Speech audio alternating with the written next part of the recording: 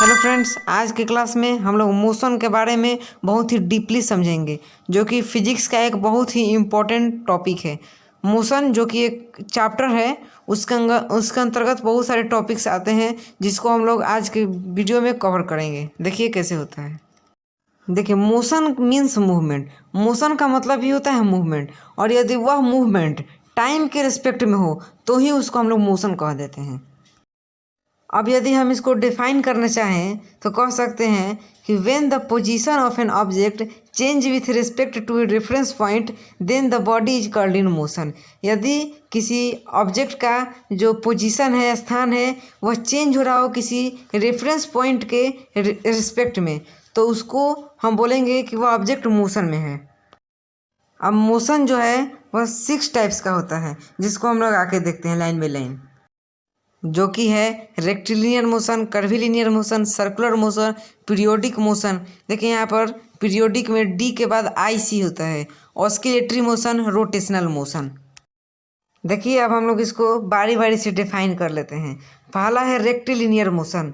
When a body move along with a straight path is called rectilinear motion. मतलब यदि कोई body हो और वह स्ट्रेट पाथ से मोशन कर रहा हो तो उस मोशन को हम लोग रेक्टिलिनियर मोशन बोलेंगे। नेक्स्ट है कर्विलिनियर मोशन।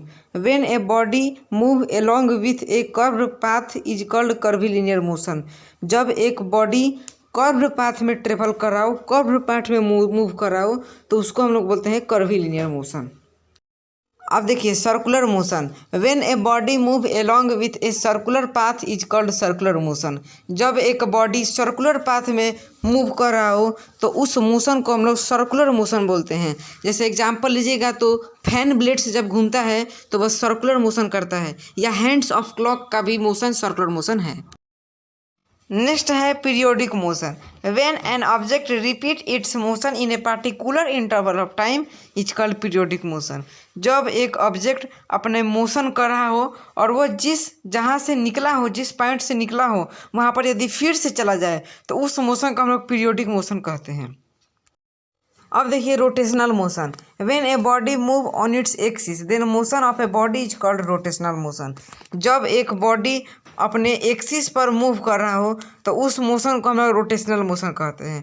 इसका एग्जांपल है कि अर्थ अपने एक्सिस पर जब रोटेट करेगा तो उस मोशन को हम लोग रोटेशनल मोशन कहेंगे।